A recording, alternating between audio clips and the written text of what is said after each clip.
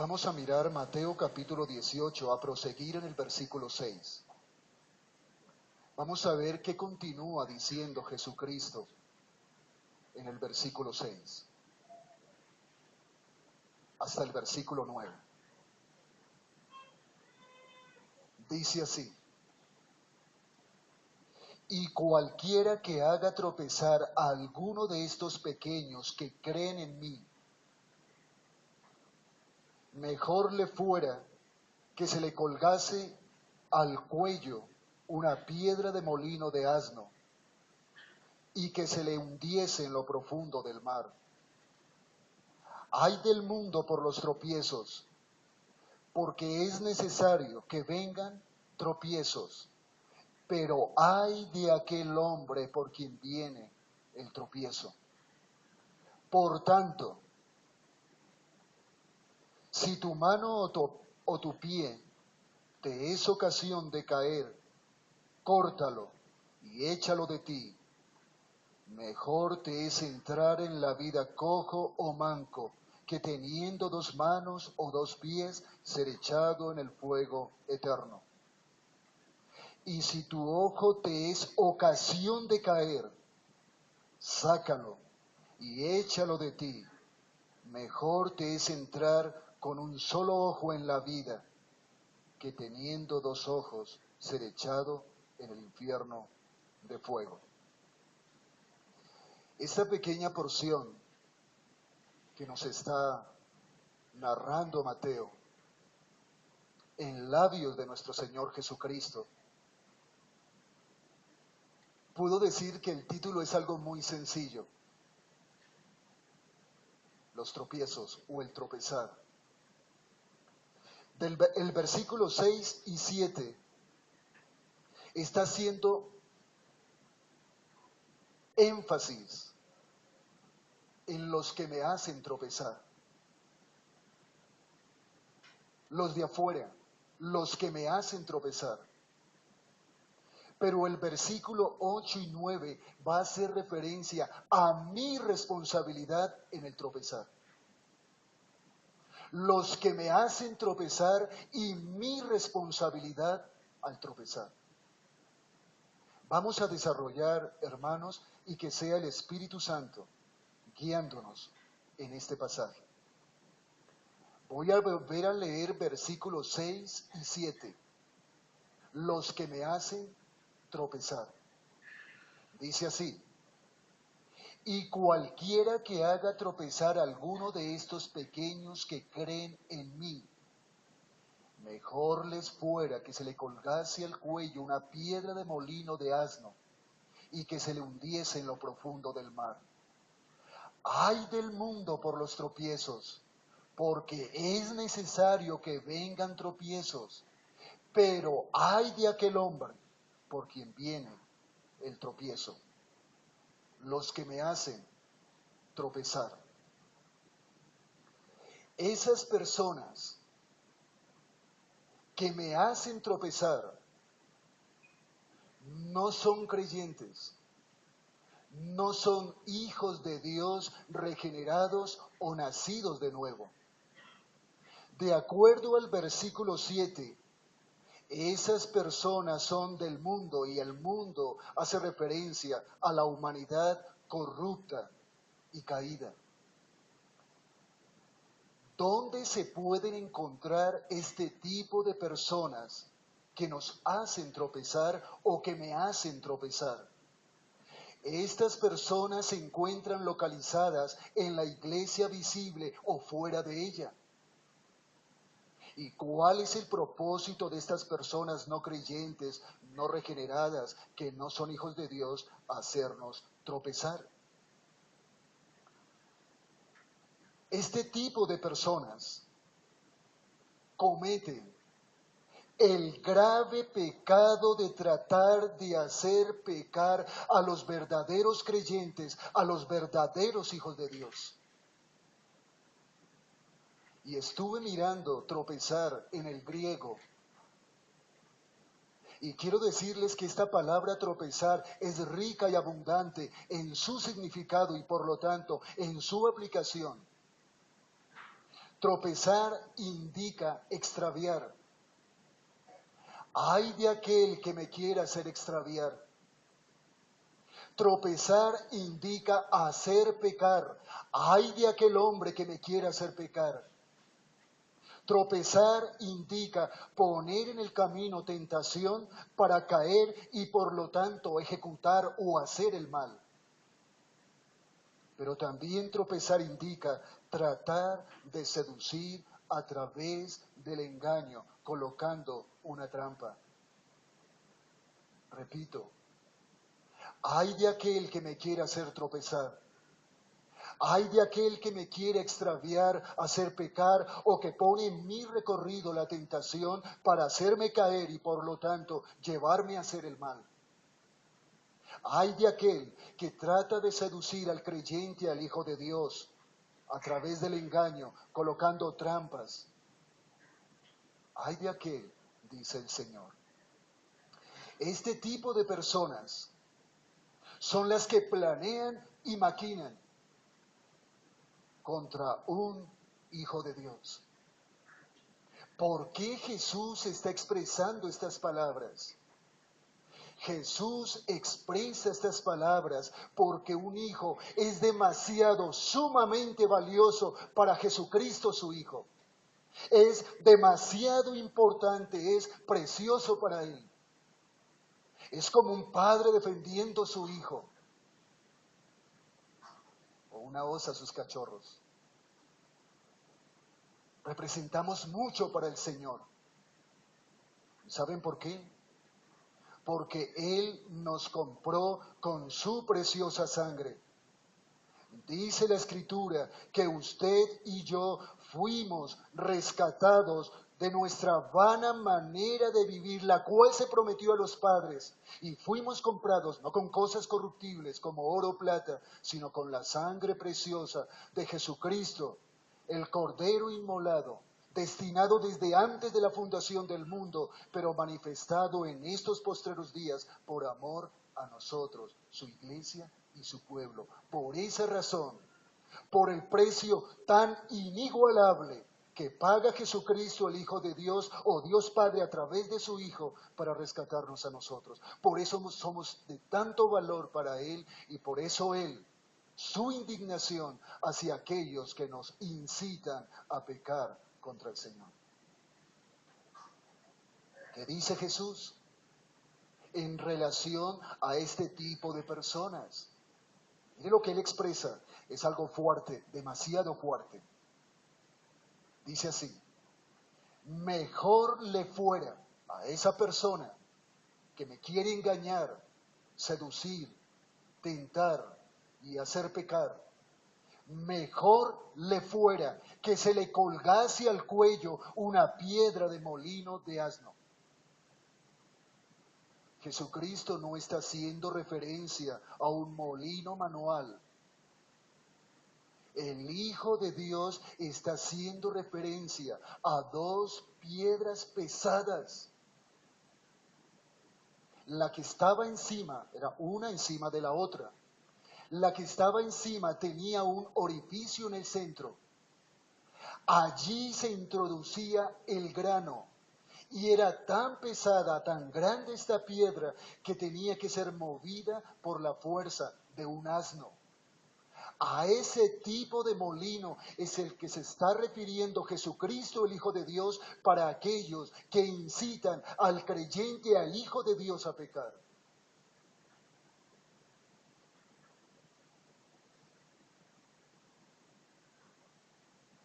Y que se le cuelgue ese molino en su cuello. Dice, parece ser que introduzcan su cabeza en el centro de esa piedra y sea echado ¿a dónde? A lo profundo del mar, literalmente, para que se ahogue. Pero a lo profundo para que no haya posibilidad de que llegue a la orilla y se salve. Hace muchos años yo les compartí a ustedes, tuve la oportunidad de estar en el mar. Y uno desconoce las cosas. Y yo nadé muy rico, no sé nadar, pero nadé, no sé cómo. Nadé muy rico. cuando en un momento determinado me detuve, hice así y el mar me estaba tapando como yo diría, calculo en ese momento 1 metro. Fue tanta mi angustia y mi desesperación que logré ubicar dónde estaba la playa, me di vuelta y nadé desesperadamente, angustiosamente, porque el mar me había tapado. Y es lo que Jesucristo, el Hijo de Dios, quiere. No solamente que el mar lo tape, sino que se hunda con una piedra de molino en su cuello por hacernos tropezar. Ahora, ¿por qué dice el Señor estas cosas? ¿Por qué el Señor habla de aquellas personas que nos hacen tropezar, pecar y tentar? Porque está haciendo referencia a sus pequeños. Ahora, ¿quiénes son sus pequeños? Aquellos niños humildes y sencillos, nacidos de nuevo, que han reconocido su miseria, su bancarrota y su pobreza espiritual. Son suyos, le pertenecen, Él los ganó con su propia sangre.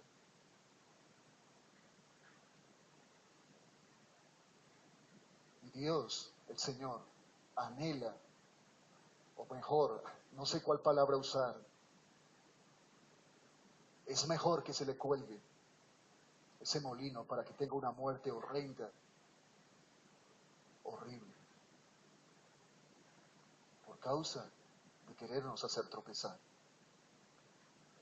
Versículo 7, encontramos dos ay.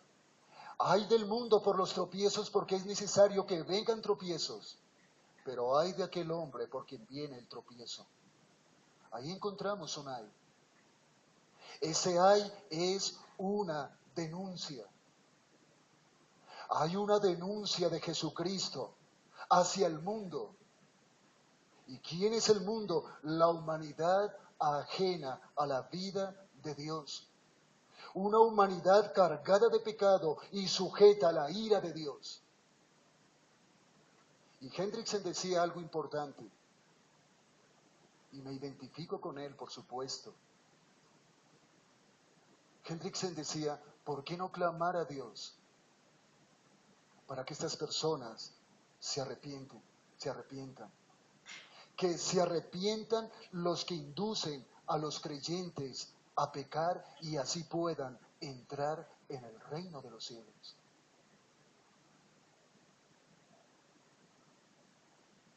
Y hice memoria. Y yo mismo quise ser instrumento. Hace muchos, pero muchos años en mi juventud, para hacer tropezar a personas que dicen o decían ser creyentes, hijas de Dios. Y Dios en su gracia me concedió el arrepentimiento. ¿Usted algún día en su vida de no creyente intentó hacer tropezar a un hijo de Dios? Yo sí. Bendito sea el Señor que no me fue colgado un molino en el cuello y haber sido arrojado a lo profundo del mar, sino que en su gracia y su misericordia me concedió el arrepentimiento. Ahora, viene algo importante. Lo importante que aquí yo veo, hermanos queridos, es que los mismos discípulos del Señor deben de estar atentos. Los mismos discípulos del Señor deben de estar velando y vigilando el no ser de tropiezo los unos a los otros. ¿Recuerdan ustedes que en el capítulo 18, versículo 1, los discípulos se acercan a Jesús y le hacen una pregunta? ¿Quién es el mayor, el más grande, el más importante en el reino de los cielos? Y decíamos, esta pregunta no está libre de ambición pecaminosa. Ellos en su corazón tienen espíritu egoísta. Hay intereses de posición, de cargo y de rango en el reino de los cielos. Los discípulos están anhelando en su corazón algo sumamente equivocado. ¿Recuerdan ustedes que el Hijo de Dios les había hablado de sus padecimientos, de su muerte?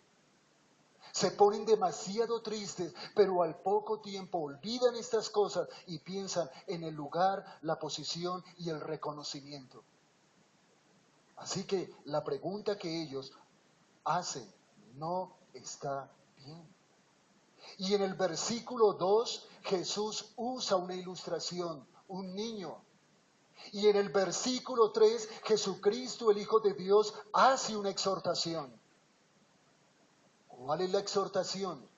Le dice a sus discípulos, si ustedes no asumen la posición humilde y sencilla de un niño, no entrarán en el reino de los cielos, van a estar excluidos. Y hablábamos de que Dios nos libre del orgullo, Dios nos libre de la soberbia, de la altivez, de la autosuficiencia e independencia en nuestras vidas, en nuestra relación con Dios y con nuestro semejante. Esa es la exhortación. Y prosigue Jesús, parafraseando el pasaje, permanezcan, prosigan siendo niños humildes y sencillos, necesitados de mí, si lo hacen. Ese será el mayor, el más grande y el más importante en el reino de los cielos. Así que es una advertencia para los discípulos. Ellos pueden ser de tropiezo los unos a los otros, pero hermanos, miremos hacia nosotros mismos. ¿Somos de tropiezo para nuestros hermanos? Creyentes, hijos de Dios. ¿Somos de tropiezo para los de afuera? ¿La familia misma? Somos de tropiezo para nuestros compañeros de trabajo, de universidad, de estudio, donde nos desempeñemos, donde nos estamos desarrollando en nuestra área, en nuestra conducta, en nuestro caminar. Yo pregunto,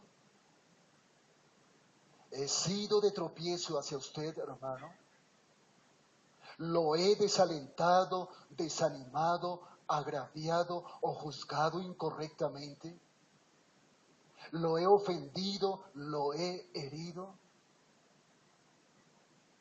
Y lo peor es cuando lo hago voluntaria y conscientemente, sin importar querer arrasar, pasar por encima de mi hermano o de la persona que está aún afuera. Así que es una advertencia, es una denuncia para el mundo, para los discípulos y para nosotros. No estamos exentos. ¿Somos de tropiezo para algún hermano? Que Dios nos guarde, que Dios nos libre, que el Señor lleve cautivo nuestros pensamientos delante de Él. Ahora, el Señor Jesús dice algo importante. Es necesario que vengan los tropiezos. Es necesario que vengan las tentaciones para nosotros como creyentes, como hijos de Dios. Quiero decirles, hermanos, y que esto quede muy anclado en el corazón, es imposible acabar o erradicar con estas cosas. Es imposible. Esto forma parte de nuestra vida diaria. Es evidente, o esto evidencia nuestras flaquezas, nuestras debilidades, nuestros pecados, nuestra dependencia en Dios, hermanos amados, en circunstancias tan difíciles, cuando se nos lleva a tropezar, a caer o a la tentación o hacia el pecado. Eso indica, hermanos amados, que debemos de andar humillados delante del Señor. Debemos de ser humildes como un pequeño, necesitados día a día de Él, en nuestra dependencia. No zafarnos de su mano, no zafarnos de su comunión. Y creo yo que son ingredientes que el que esto sea inevitable es un ingrediente para nuestro desarrollo, para nuestro crecimiento y nuestra madurez espiritual. ¿No somos testigos de los sucesos y acontecimientos con Pedro? Pedro era un hombre tan extraño, con tantos altibajos en su vida. Un día era el hombre cobarde, otro día era el hombre más fuerte y enfrentador. Pero ¿qué hizo Dios de este hombre? Decíamos hace 8 días, miren los instrumentos que Dios escogió para que llevase su nombre hacia los gentiles, hacia el mundo. Miren los instrumentos que Dios escoge, por ellos fue Jesucristo a la cruz a morir. Y eso Jesús también lo hizo así con usted y conmigo. Así que hermanos, hay de aquellas personas no creyentes que no son hijos de Dios, que quieren hacer tropezar al verdadero creyente, al verdadero Hijo de Dios. Es una exhortación para el mundo, para sus discípulos y para nosotros como hijos. Que Dios, en su gracia y en su misericordia, nos sostenga. Esto es los que nos quieren hacer tropezar. Y quiero terminar esta primera porción diciendo esto. Usted y yo espero que estemos plenamente convencidos que Dios ha decretado absolutamente todas las cosas. Creo yo que en su corazón y en mi corazón hay una convicción. Estamos persuadidos, convencidos de la soberanía de Dios sobre todas las cosas. Dios tiene el control y a Él no lo sorprende absolutamente nada. Por eso nosotros decimos, nada escapa al decreto de Dios. Nada frustra el decreto de Dios. Todos los eventos, buenos y malos, son conforme al decreto de Dios. El pecado del hombre es conforme a lo que Dios ha decretado desde antes de la fundación del mundo. Los actos libres de los hombres, Dios los ha decretado. Los detalles más pequeños de la vida de un hombre, Dios los ha decretado, han sido planificados por Dios. Pero el decreto de Dios no ofrece excusa alguna para el terrible pecado de inducir a otros al mal. El decreto de Dios no ofrece excusa alguna para inducir a otros a pecar.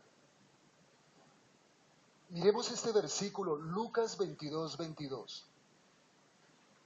Si usted no encuentra por alguna razón, yo lo leo muy despacio para que lo entienda. Lucas 22:22 dice así.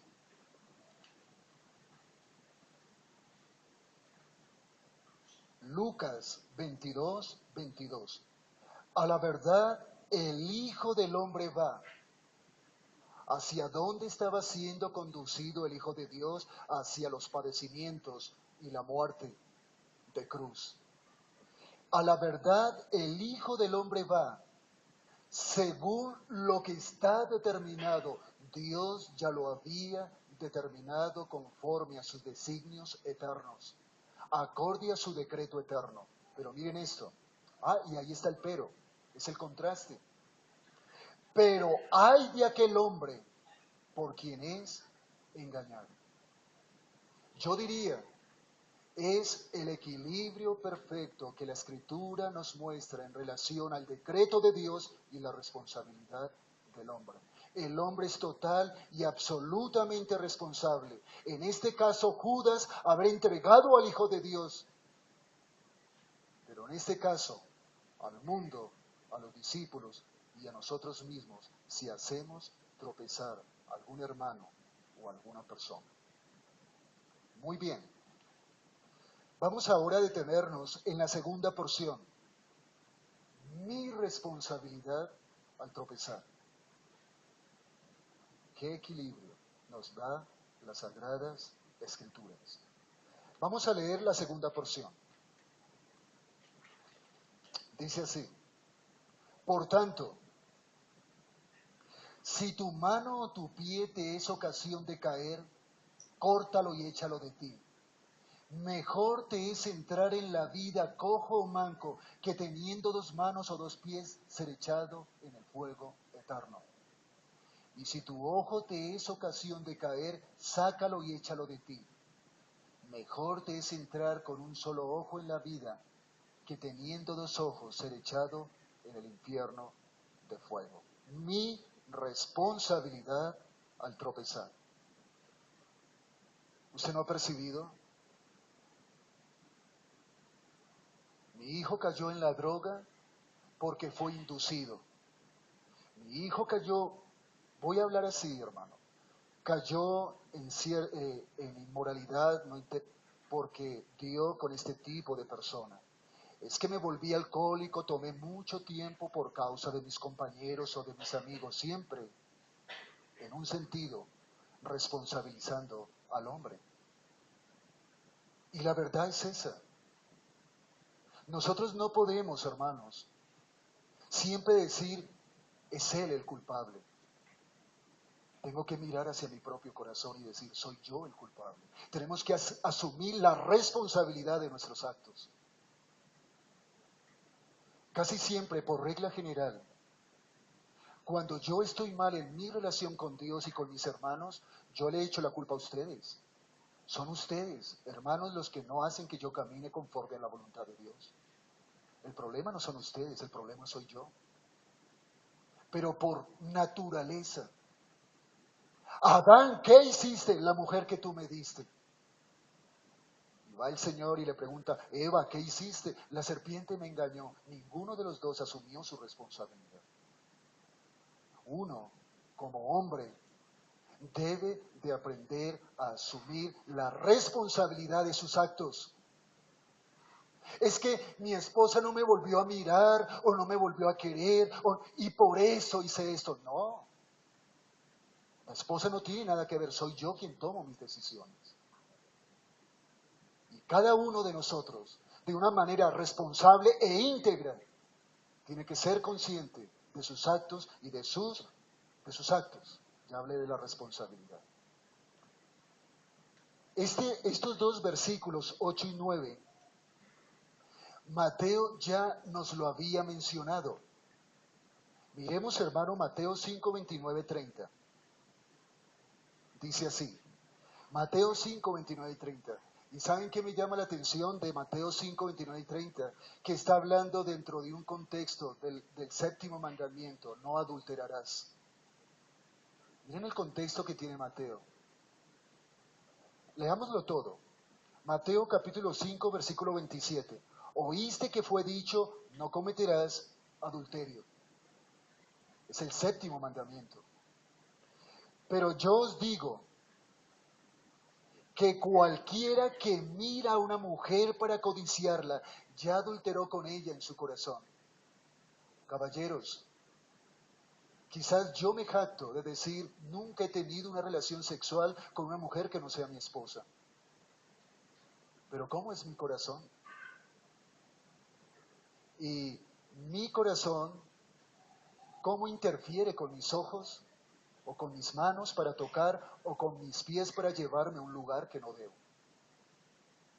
Pero yo os digo que cualquiera que mira a una mujer para codiciarla, ya adulteró con ella ¿en dónde? En su corazón. ¿Qué hizo David? Miró, codició y tomó. Versículo 29. Por tanto, si tu ojo derecho te es ocasión de caer, sácalo y échalo de ti. Pues mejor te es que se pierda uno de tus miembros y no que todo tu cuerpo sea echado al infierno. Y si tu mano derecha te es ocasión de caer, córtala y échala de ti, pues mejor te es que se pierda uno de tus miembros y no que todo tu cuerpo sea echado al infierno. Hermanos, este mandamiento del versículo 8 y 9 del capítulo 18 no puede ser tomado literalmente. Ahora, ¿por qué?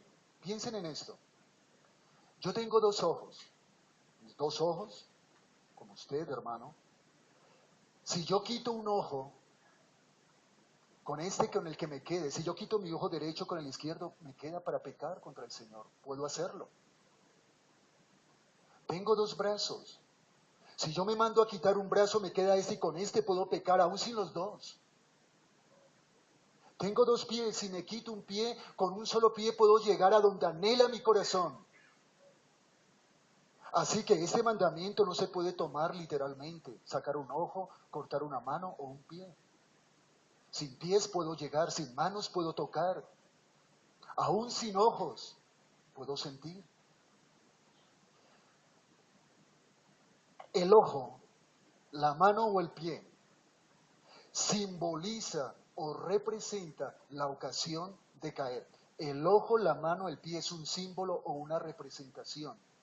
¿De qué? Las ocasiones de caer. La tentación de hacer lo malo o la seducción engañosa. Ahora, ¿cuál es el sentido de estas palabras del Señor Jesús a sus discípulos? El sentido de estas palabras, hermano y hermana, es que frente a la tentación, frente al pecado, a la seducción, a la trampa, frente a esas cosas, debo de tomar acciones drásticas para no caer en la tentación de pecar. Debo de tomar, ¿cuál fue la palabra que dije? Acciones drásticas para no caer en la tentación de pecar. En primera instancia me voy a dirigir a mi área moral.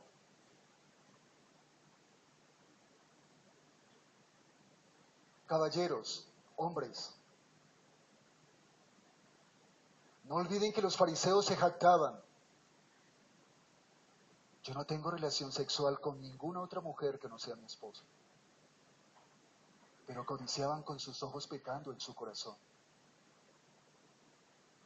¿Qué medidas drásticas vamos a tomar? ¿Cuándo el ojo de un hombre se cansa? Nunca. Mis ojos no se cansan de mirar a mi esposa. ¿Y corro el peligro de mirar a otra mujer? Claro que sí. Hay un peligro latente. ¿Qué hizo Job? Job, dice la Escritura, hice pacto con mis ojos para no codiciar y no anhelar joven alguna. ¿Qué hizo José cuando la mujer de Potifar lo asediaba diciéndole, duerme conmigo? Huyó. Quizás Pedro, teniendo esta acción en su pensamiento, dice a la iglesia en Corinto, quienes luchaban con su área moral, huí de la fornicación. ¿Qué le dice Pablo al joven Timoteo? Consérvate puro, ninguno tenga en poco tu juventud, sino sé ejemplo a los creyentes, y una de esas características, su pureza. ¿Qué amamos nosotros tanto de nuestra esposa? Su pureza. Y ellas también aman de nosotros, estoy convencido, nuestra pureza. Ahora, ¿qué medida drástica estamos tomando ante el pecado de la inmoralidad? Porque Jesús ya lo había hablado en un contexto del adulterio, el 7º mandamiento. ¿Qué estamos haciendo? Además de esto, diría yo, deberíamos de orar. ¿Recuerdan el modelo de la oración de Jesús en el Padre Nuestro? Jesús dice, mire, ustedes deben de orar así. Y no nos metas en tentación, mas líbranos del mal. Padre, no me permitas que yo caiga en tentación. Padre, líbrame de este mal. Esa debería de ser nuestra oración. Padre amado, si es tu voluntad, no nos permitas a hombres inclinados al pecado a ser expuestos a la tentación y a la caída. Pero cualquiera que sea tu voluntad, líbranos, oh Dios. Es lo que en palabras más sencillas Jesús está diciendo cuando dice, no nos metas en tentación, mas líbranos del mal. ¿Qué medidas drásticas estamos tomando? ¿Estamos huyendo? ¿Estamos orando? ¿O estamos recordando también, hermanos, principios, preceptos, mandamientos que Jesús nos da? Que el Señor nos da en su palabra. Jesús dice, buscad, pedid y se os dará, buscad y hallaréis, llamad y se os abrirá. ¿Qué medidas estamos tomando? ¿Estamos huyendo de la fornicación, de la inmoralidad? Claro que sí. ¿Estamos orando y clamando al Señor? Claro que sí. ¿Estamos recordando día a día su precepto, su palabra, sus exhortaciones? Claro que sí. Bienaventurado el varón que no anduvo en consejo de malos. ¿Sí? O bienaventurado el varón que soporta la tentación. Así que hermanos, y lo más hermoso que yo encuentro acá, Jesús como nuestro ejemplo. Jesús siempre modelando para nuestras vidas. Jesús fue tentado, pero Jesús no accedió a la tentación. Él padeció demasiado por causa de la tentación. Y Él es quien se puede compadecer de nuestras debilidades. Usted y yo tenemos debilidades. Usted y yo tenemos flaquezas en diferentes áreas de nuestra vida y específicamente en esta área. Pero Él se puede compadecer. Él nos puede socorrer. Nosotros, hermanos amados, podemos hallar gracia para el oportuno socorro. Es lo que la Escritura sí nos lo enseña. Corramos, oremos, recordemos la Escritura y veamos a Jesús como nuestro ejemplo de vida. Ahora, hermanos, el pecado es una fuerza destructiva. Dice Santiago, el hermano de Jesús, que cada uno de nosotros, de los que hoy estamos aquí, tiene deseos pecaminosos, lo que él llama concupiscencias. Que esas concupiscencias nos atraen, o mejor voy yo a ella, por decirlo, o ella viene a mí, nos atraen y nos seducen. Que cuando la concupiscencia o los deseos de mi corazón me atraen y me seducen, dice el apóstol Pablo, engendro el pecado, el Santiago, es como si yo engendrase el pecado. Es como si algo se formase dentro de mí, el pecado, y da a luz la muerte. Ahora, ¿qué tipo de muerte? Cuando creyentes como hijos de Dios, si accedemos a la tentación, trae muerte. Esa muerte hace referencia a que entre Dios y yo nuevamente es como si se abriese un abismo profundo de separación por causa de mi pecado como hijo de Dios. Pero para que nuevamente ese abismo por causa de mi pecado se cierre, tengo que venir a los pies de mi Salvador, clamando limpieza para mi corazón, y clamando el no volver a caer. Hermanos, el pecado es una fuerza destructiva. No debe de ser acariciado, no debe de ser aceptado, observado, disfrutado. No es un juego. Nosotros día a día debemos de mortificar el pecado, debemos hacerlo morir. ¿Acaso no estamos crucificados juntamente con Cristo? Él ya inició algo. Y nosotros tenemos la responsabilidad de proseguir en esa mortificación diaria. El pecado debe de ser arrojado inmediatamente de nuestra vida. No debemos de perder tiempo, no debemos de coquetear con él. No tomemos medidas a medias. Debemos de ser muy cuidadosos, no perdiendo el tiempo. El pecado en nuestra vida puede causar estragos. Debe de haber una cirugía, no física, sino espiritual, muy dentro del corazón, muy dentro de nuestros pensamientos. Voy a enumerar esto. Cuidado con los libros obscenos. Cuidado, hermanos, con las fotografías escandalosas. Cuidado con las películas destructivas. Cuidado con el internet. Cuidado con el corazón. Cuidado con los pensamientos. Cuidado con los ojos, con mis pies, con mis manos. Cuidado con todo mi ser. Cuidado, hermanos amados. Porque por precio habéis sido comprados. Glorificad a Dios, pues, con vuestro cuerpo y con vuestro espíritu. Así que cortemos esos lazos tan íntimos. Debemos de desechar hábitos y prácticas sucias e impuras. Ya para terminar, si yo realmente, hermanos amados, dije aquí, escribí algo así, si usted y yo dependemos de la poderosa obra santificadora y transformadora del Espíritu Santo, vamos a obtener la victoria. Somos niños espiritualmente, en el buen sentido que Jesús nos lo está enseñando. Somos humildes y sencillos, necesitados. Si eso ya somos y seguimos siendo niños, sencillos y humildes, quiero decirles que debemos depender de la poderosa obra santificadora y transformadora del Espíritu Santo.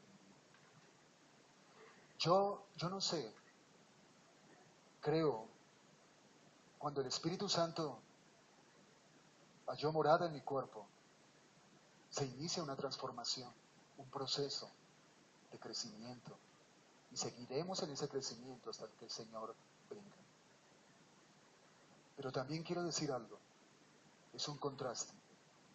El que practica el pecado, el que tiene como hábito el pecado, dice Primera de Juan, es del diablo. Debemos de ser muy cuidadosos con nuestras prácticas y con nuestros hábitos. ¿Qué estoy practicando? ¿Qué hábito tengo en mi vida que no le da la honra, la gloria al Señor? ¿Qué hábito hay en mi vida que en un momento me lleva a reflexionar si realmente soy hijo o no lo soy? ¿Qué hábito? ¿Qué práctica? ¿A dónde va Satanás? ¿A dónde va aquel que su hábito y su práctica realmente evidenció que no es hijo de Dios? Al lago de fuego, al infierno. Y quiero decir que el infierno y el lago de fuego no es una fábula, no es algo ficticio, fuera de la realidad, no, es una realidad que espera no solo a Satanás y sus ángeles, sino a todos aquellos que siguieron en sus prácticas sucias y pecaminosas, en cualquier área de su vida, y que nunca fueron regenerados por el Espíritu Santo y por lo tanto no fueron capacitados para creer en la obra del Hijo de Dios. Quiero además añadir, allí van a ir hombres que han de pagar una deuda para con Dios por toda su eternidad.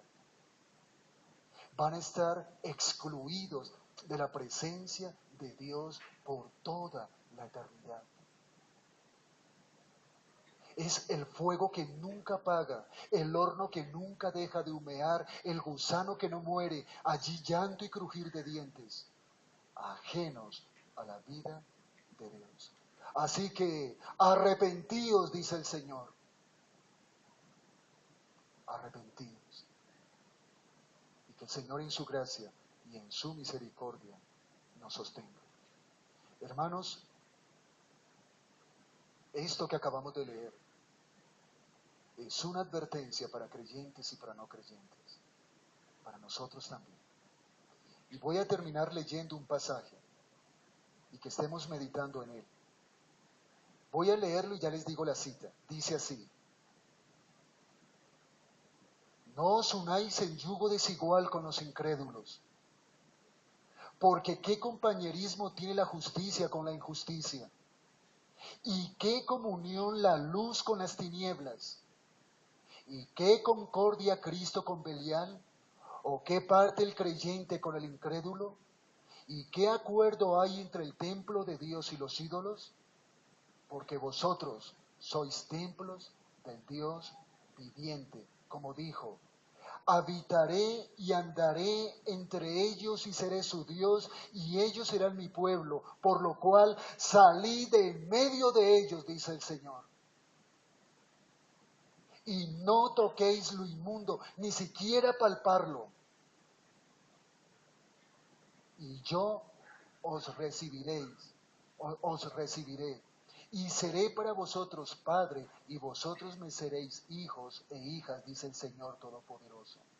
Así que, amados, puesto que tenemos tales promesas, limpiémonos de toda contaminación de carne y de espíritu, perfeccionando la santidad en el temor de Dios.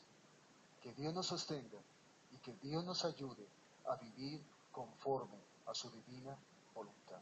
Oremos, hermanos amados.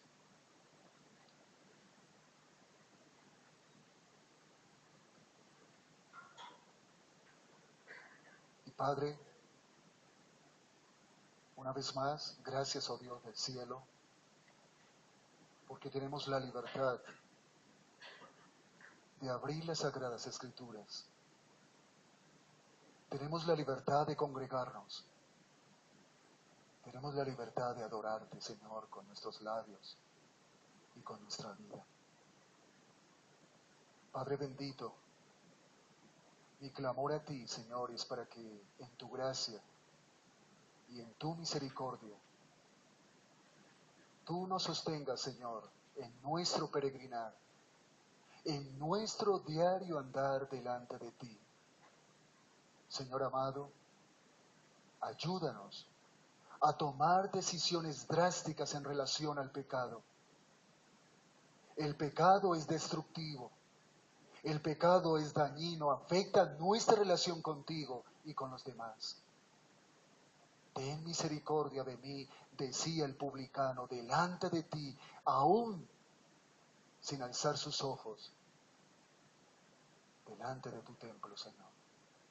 Pedimos tu misericordia, pedimos que seas tú propicio a nuestras necesidades, que tú nos confortes, que tú nos animes a vivir conforme a tu divina voluntad, amado Padre. Te lo agradecemos, Señor, te lo suplicamos en Jesucristo tu Hijo. Amén. Hermanos, muchas gracias.